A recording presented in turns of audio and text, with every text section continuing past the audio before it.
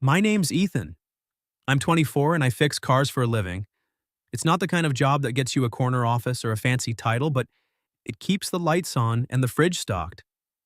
I live in a creaky old house just outside Portland, Oregon, the one my parents left me after they passed in a car accident 6 years ago. It's nothing special. Peeling paint a porch that groans underfoot and a garage out back where I spend most of my nights tinkering with junker cars, I swear I'll restore someday. The neighborhood's quiet, the kind where people mow their lawns on Saturdays and wave if they catch your eye, but I keep to myself. Always have. It's easier that way. Most days blur together. I wake up, throw on a flannel and jeans, head to the shop where I wrestle with oil leaks and busted transmissions, then come home to a microwave dinner and the hum of a radio playing old rock tunes. I'm not complaining, it's a life and it's mine. But sometimes when the house is too still, I can almost hear the echo of my parents' voices or the way the place used to smell like mom's cooking. That's when I head to the garage, crank up the music, and lose myself under the hood of a '78 Chevy that hasn't run in years. It's my way of keeping the quiet at bay. That night was no different, or so I thought. It was late November, the kind of cold that sneaks into your bones, and a steady rain had been drumming against the roof since dusk.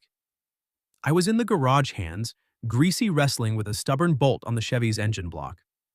The radio was halfway through a Springsteen song, and the single bulb overhead flickered like it was about to give up. It was pushing 11 p.m. when I heard a faint knock at the front door. I froze, wrench still in hand. Nobody knocks on my door, especially not this late. For a second I thought I'd imagined it, but then it came again, softer, almost hesitant. I wiped my hands on a rag, turned down the radio, and stepped out into the rain. The porch light cast a weak glow across the front yard, catching the sheen of wet grass. I opened the door, and there she was. A girl maybe my age stood shivering under the overhang. Her dark hair was plastered to her face, soaked through, and her thin jacket was streaked with mud, clinging to her like a second skin. She didn't have a bag, no umbrella, nothing. Just her looking like she'd been through hell. "Sorry," she said, her voice small but steady despite the chatter of her teeth. "I know it's late, but can I come in for a bit? I got lost and my phone's dead." I blinked, caught off guard. She didn't look dangerous, but I'm not the guy who just lets strangers waltz into his house. Still, her eyes, wide, brown, and raw with something like fear, held me there. They weren't begging, not exactly, but they carried a weight I couldn't ignore. Yeah," I said, stepping aside. "Come in. You're soaked." She nodded, brushing past me into the living room. The air smelled of rain and damp cloth as she stood there, dripping onto the hardwood. I grabbed a clean towel from the bathroom and handed it to her. "Here, dry off.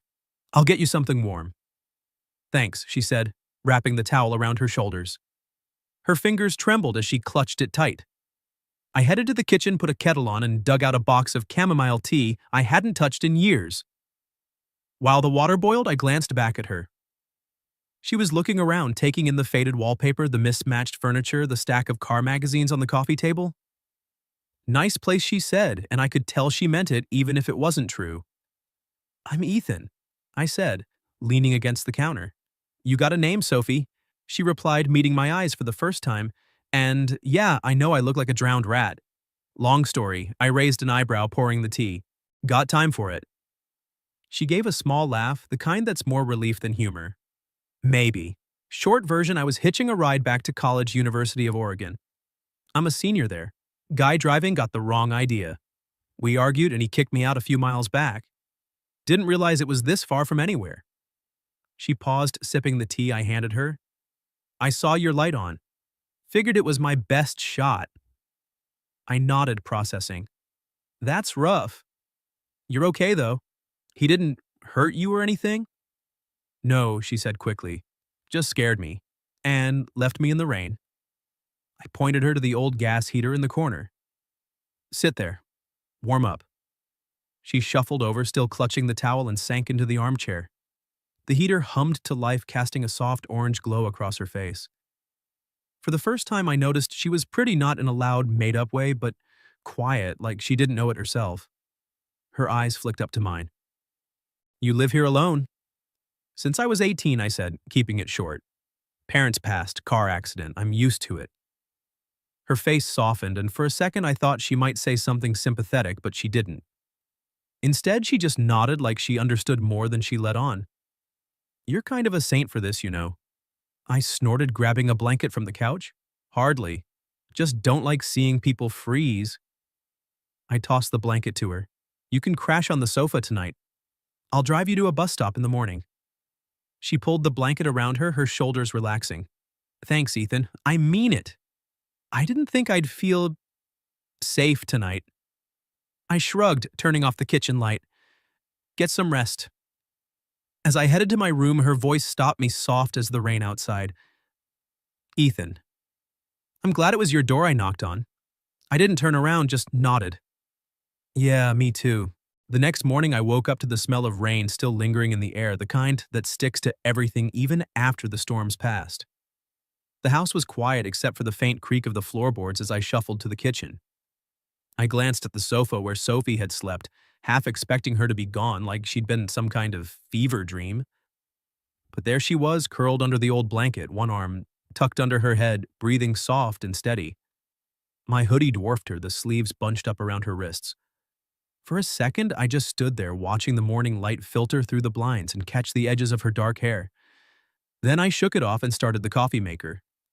The hiss of the machine must have woken her because she stirred, blinking against the light.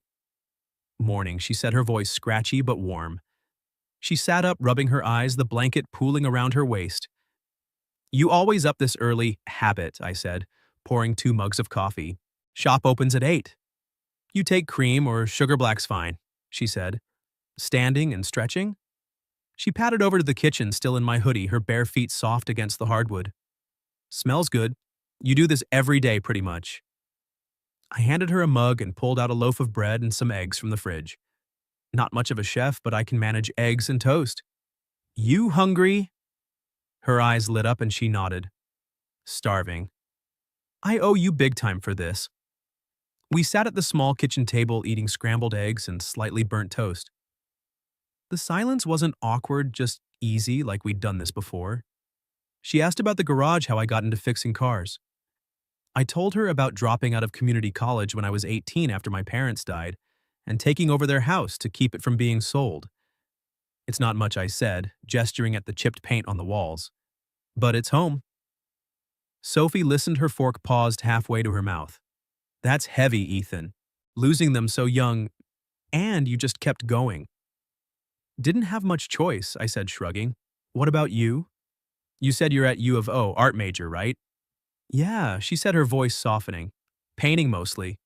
My parents think it's a waste of time. They've got this whole plan for me. Business school, corporate job, the works. They're intense. Everything's mapped out except what I actually want. She looked down at her plate, tracing the edge with her fork. Being here even just for a night feels like I can breathe. I didn't know what to say to that, so I just nodded. After breakfast, I grabbed my keys. Come on, I'll drive you to the bus stop. You'll be back at school by noon. The drive was short, just 10 minutes through wet streets lined with evergreens. Sophie stared out the window, her fingers tapping the edge of her mug, which she'd insisted on bringing along. We talked about small things, her favorite painter, some guy named Rothko, my love for rebuilding old engines, the way Portland rain never seems to let up. At the bus stop, she turned to me, her brown eyes catching the gray morning light. Hey, Ethan. What if I came back? Not because I'm lost or anything, just to talk more. Would that be okay? I laughed, caught off guard. You want to hang out at my falling apart house again? She grinned, a real one this time, not the tired smile from last night. Yeah, I kinda do. I'd say I'll stock up on tea, I said, leaning against the truck. Don't make it a habit, though. I'm not running a motel. She laughed, stepping out. Deal. But as she walked toward the bus, I felt something shift in my chest, like a gear slipping out of place. The truck felt too quiet on the drive back, and when I got home, the sofa looked emptier than it should have. That weekend, she showed up again. I was in the garage, elbow deep in a carburetor, when I heard a knock. There she was, holding a paper bag from a bakery in town. Thought you might like donuts, she said, her jacket dotted with rain. Got any more of that tea? I wiped my hands on a rag, grinning despite myself. You're gonna bankrupt me with all this tea drinking. She laughed and followed me inside, and just like that, it started. She came back the next weekend, then the one after that. She'd sit on a stool in the garage watching me work, asking questions about spark plugs and oil filters. I taught her how to change a tire, laughing when she got grease on her cheek. We made pancakes one morning and she burned half of them, blaming my crappy pan while I teased her about her cooking skills. Bit by bit, she opened up. Her parents owned a real estate company downtown and they expected her to join it after graduation. "They've got my life planned out to the minute," she said one night, curled up on the sofa with a mug. "What I study, who I should marry, where I should live. Out here with you, I feel like me, not their version of me." I looked at her the way the lamplight caught her face and felt something I hadn't in years. Not since before my parents died. Like the house wasn't just a place to sleep anymore, it was starting to feel alive. "You're always welcome here," I said, my voice quieter than I meant. "Long as you don't burn my kitchen down." She laughed, tossing a pillow at me. No promises. Those weekends became our thing. She'd show up with a sketchbook or a bag of takeout and we'd talk for hours about her art, my cars, or nothing at all. I started looking forward to the sound of her knock, the way her voice filled the empty corners of the house. I didn't admit it to myself, but I was starting to dread the moment she'd leave, each time the way the silence would creep back in when she was gone. The weeks slipped by and Sophie became a fixture in my life, like a song you don't realize you're humming until it's stuck in your head. The garage smelled of oil and rain, but now it also carried traces of her coffee grounds, the faint citrus of her shampoo, the sketchbook she left on my workbench. I'd catch myself smiling at nothing, thinking about her laugh, or the way she'd squint at a spark plug like it was a puzzle. I didn't call it anything, not out loud. It was just us filling the empty spaces in my house with something I hadn't felt in years. But I wasn't naive. She was a college kid from a world of money and plans, and I was a guy with grease under his nails and a mortgage on a falling-apart house. Whatever this was, it felt fragile, like a spark that could flicker out if I looked at it too hard. It was a Thursday late afternoon, and the rain was coming down in sheets, drumming against the garage roof like it wanted to break through. I was under the hood of a '65 Mustang, one of my pet projects, wrestling with a fuel line that wouldn't cooperate. The single bulb overhead buzzed, casting long shadows across the concrete floor. I heard the side door creak open, and there was Sophie shaking water off her jacket, holding 2 steaming cups of hot chocolate from the diner down the road. Her hair was damp, curling at the ends, and her cheeks were flushed from the cold. "Thought you could use a break," she said, setting the cups on the workbench. "It's a monsoon out there." I wiped my hands on a rag, grinning. "You walked through that just to bring me cocoa. You're gonna catch a cold." "Worth it," she said, hopping onto the stool she'd claimed as hers. She pushed one cup toward me, the steam curling up between us. "Besides, I like watching you work. You get this look like you're solving world peace or something." I laughed, taking a sip. The chocolate was rich, warming me from the inside out. "World peace is easier than this fuel line. You sticking around or just dropping off the goods?" She tilted her head, her brown eyes catching the light. "I'm staying. Unless you're kicking me out." "Never," I said too quickly. I turned back to the engine, hoping she didn't notice the heat creeping up my neck. We fell into our usual rhythm, her asking questions about the car, me explaining things I'd done 1,000 times, but somehow felt new when I told her. She leaned closer, pointing at a hose. "What's that one do, coolant?" I said, my voice steady despite her being close enough that I could smell the rain on her jacket. "Keeps the engine from overheating." "Like you," she said, her voice softer, now teasing, but with an edge I couldn't place. I looked up and her eyes were on me, not the car. The air shifted heavy, like the moment before a storm breaks. I opened my mouth to say something, anything, but nothing came out. She slid off the stool, stepping closer, her boots scuffing the concrete. "Ethan," she said, her voice barely above a whisper. "I've never felt like this before. Not with anyone." My heart slammed against my ribs, like what I managed my throat tight, like I'm exactly where I'm supposed to be. She took another step, close enough now that I could see the raindrops clinging to her eyelashes. "Like I could stay here with you, and it'd be enough." I froze, the wrench still in my hand, the garage suddenly too small. Before I could process, she leaned in, her lips brushing mine, soft, hesitant but sure. It wasn't a movie kiss, no fireworks or slow motion. It was real warm, tasting faintly of chocolate and rain. I dropped the wrench, the clatter echoing as I kissed her back, my hands finding her waist. Time stopped just for a second and the world was nothing but her. When we pulled apart, her eyes were wide like she'd surprised herself as much as me. If I said I wanted to stay here forever, she whispered, what would you say? I swallowed, my hand still on her. I'd say you're crazy, but I'd be lying if I said I didn't want that too. My voice cracked and I laughed, trying to shake off the weight of it. Sophie, you're from a different world. Your parents, your life. How does this even work? She shook her head, her fingers brushing my jaw. I don't care about that. I care about this. About us. She paused, her eyes searching mine. Don't you? Yeah, I said, the word spilling out before I could stop it. More than I should. That night we didn't leave the garage. We sat on an old blanket, backs against the Mustang, talking until the rain slowed to a drizzle. She told me about the pressure at home, her dad's real estate empire, her mom's endless charity galas, the way they'd mapped out her life without asking her. I told her about the accident, how I'd stopped letting people in because losing them hurts too much. Somewhere in those hours we crossed a line. Not just the kiss, but something deeper, like we'd both decided to stop pretending this was just a fluke. When she fell asleep against my shoulder, I didn't move, didn't want to break whatever this was. For the first time in years, I wasn't afraid of the quiet. Because it wasn't quiet anymore, it was full of her. The morning after the kiss, I woke up with Sophie still beside me, her head resting against my arm, the old blanket tangled around us on the garage floor. The rain had stopped, leaving a damp chill in the air, and the Mustang loomed over us like a silent witness. For a moment, I just watched her sleep, her face soft in the gray light filtering through the window. My chest felt full, like something had settled into place after years of being unmoored. I didn't want to move, didn't want to break the spell. But life doesn't let you stay in those moments forever. We got up, made coffee, and sat at the kitchen table like nothing had changed. Except everything had. Her hand brushed mine when she reached for the sugar, and she smiled small and private, like we were sharing a secret the world didn't get to know. Last night was real, right? She asked, her voice quiet but steady.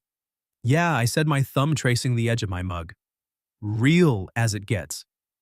I wanted to say more, to ask what we were doing, where this was going, but the words stuck. She was still Sophie, college kid, art major, daughter of some big-shot real estate tycoon, and I was still just Ethan, the guy with a wrench and a house full of ghosts. But for those few days, it didn't matter. Then it all came crashing down. 3 days after the kiss, we were in the kitchen laughing over a botched attempt at pancakes. She'd flipped one onto the floor, and I was teasing her about her aim when I heard tires crunching on the gravel outside. I glanced out the window and saw a sleek black Mercedes polished to a mirror shine parked in my driveway. My stomach dropped.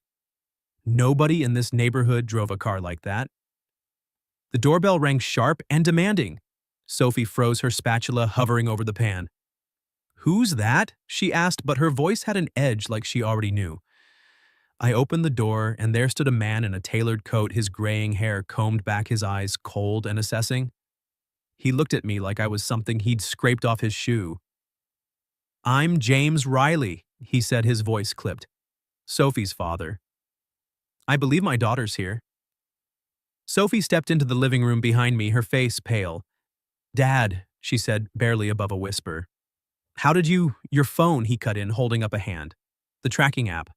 You've been gone 3 days, Sophie. Your mother's worried sick. His gaze flicked to me, then back to her. Get your things. We're leaving. I stood there useless as Sophie grabbed her jacket from the couch. She wouldn't look at me, not really. Ethan's been good to me, she said to her father, her voice shaking. He helped me when I was stranded. Mr. Riley's eyes narrowed, taking in my grease-stained jeans, the cluttered living room. I appreciate you keeping her safe, he said, but his tone screamed that he didn't mean it. But this ends now. Let's go, Sophie. She hesitated, her eyes finally meeting mine. They were wet, full of something I couldn't name, regret, maybe, or defeat. I'm sorry, she whispered, so soft I almost missed it. Then she followed him to the car, her boots dragging against the floor. The Mercedes door slammed, and they were gone, taillights fading into the morning mist. The house felt wrong after that. Too big, too quiet. The coffee mug sat untouched on the table, hers still half full. The sofa smelled like her shampoo, and the garage still had her sketchbook on the workbench, a half-finished drawing of the Mustang staring up at me. I went to the shop, worked a double shift, tried to drown myself in oil changes and tire rotations, but it didn't help. Every creak of the house, every hum of the heater reminded me of her. 3 weeks passed with no word. No calls, no texts. She'd never given me her number and I didn't have hers. I wondered if her dad had taken her phone or if she'd just decided I wasn't worth the trouble. Either way, the emptiness settled in heavier than it had been before she knocked on my door. 3 weeks after Sophie left the house was back to its old self, too quiet, too empty, like it had never known her at all. I'd gone back to my routine shop by day, garage by night, the same Springsteen songs looping on the radio. But it wasn't the same. The coffee mugs were washed and put away, her sketchbook tucked in a drawer I didn't open, but the air still felt heavy with her absence. I'd catch myself staring at the front door, half expecting a knock that never came.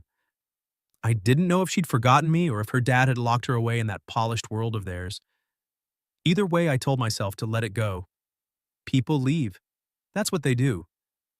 It was a Tuesday evening, the kind of damp November night where the rain doesn't fall so much as it hangs in the air, clinging to everything. I was in the garage, sanding rust off the Chevy's fender, the scrape of sandpaper loud against the quiet. The radio was off for once. I didn't want the noise. I was lost in the work when I heard it, a soft knock at the front door. My heart stopped just for a second because I knew that sound. I wiped my hands on my jeans, my pulse already climbing, and walked to the door. There she was. Sophie standing under the porch light, her dark hair damp and curling, her old jacket, the one from that first night, zipped up to her chin. No suitcase, no fancy car, just her holding a to-go cup of tea from the diner down the road. Her eyes met mine, and they were different this time, not scared or lost, but sure, like she'd made a choice and wasn't turning back. "Hey," she said, her voice steady but soft. "I brought tea. Figured you might be running low." I stood there frozen, like the world had hit pause. "Sophie," I said, my voice rougher than I meant. "What are you doing here?" She stepped closer, the porch creaking under her boots. "I'm sorry I left like that." No warning, no explanation. "I didn't want to." She paused, her breath visible in the cold air. "I told my dad everything. Not about us exactly, but about what I want. My life, my choices. He didn't take it well, but I'm done living for him. I want to be here. With you." I stared at her, the words sinking in slow. "You sure about this? Your family, your school. Portland's not your world, Sophie." She smiled, small but fierce. "It is now. I'm not running away anymore. I'm choosing this." She held up the tea, her eyes bright. "So you gonna let me in, or do I have to stand out here all night?" I laughed, the sound breaking the tension in my chest, and stepped aside. "Get in here." She walked past me, her shoulder brushing mine, and the house felt different the second she crossed the threshold. Warmer, fuller, like it had been waiting for her, too. We sat in the living room, her on the sofa, me in the armchair, the heater humming between us. She told me about the fight with her dad, how she'd stood her ground, refused to go to business school, and walked away from the life they'd planned. "He cut me off," she said, shrugging. "No trust fund, no fancy apartment. I've got a part-time job at an art supply store now, and I'm crashing with a friend at school. But I'm free, Ethan. For the first time, I'm free." I leaned forward, elbows on my knees. "And you came back here? To a guy with a half-broken house and a fridge full of leftovers?" She laughed, setting the tea on the coffee table. "Yeah, I did. Because you saw me when I was a mess and you didn't look away. Because this?" She gestured at the room. The chipped walls, the old furniture feels more like home than any place I've ever been. I didn't know what to say, so I didn't try. I just stood across the room and pulled her into my arms. She hugged me back tight, her face pressed against my chest, and for a moment we just stood there, the rain tapping the windows, the world outside forgotten. "You're not sleeping on the sofa this time," I said, my voice low. She pulled back, her eyes searching mine, a smile tugging at her lips. "Good. I was hoping you'd say that." That night we didn't talk about the future or make promises we couldn't keep. We just started right there in the quiet of my creaky old house. Over the next few weeks, Sophie moved in bit by bit, a sketchbook here, a toothbrush there, a stack of art books on the coffee table. We built a life not with grand gestures or fairy tale endings, but with small things. Coffee in the morning, her drawings taped to the fridge. My tools scattered next to her paints in the garage. I didn't know a stranger knocking on my door could change everything, but Sophie did. She wasn't just a girl who needed a place to crash. She was the one who made the silence go away, who turned a house into a home. Looking back, I realized it wasn't about the kiss or the nights we spent talking. It was about choosing each other every day, even when it was scary, even when the world didn't understand. Love doesn't always come with a plan or a promise. Sometimes it's just a knock in the rain, a chance you take a hand you hold when you could have walked away, and for us that was enough.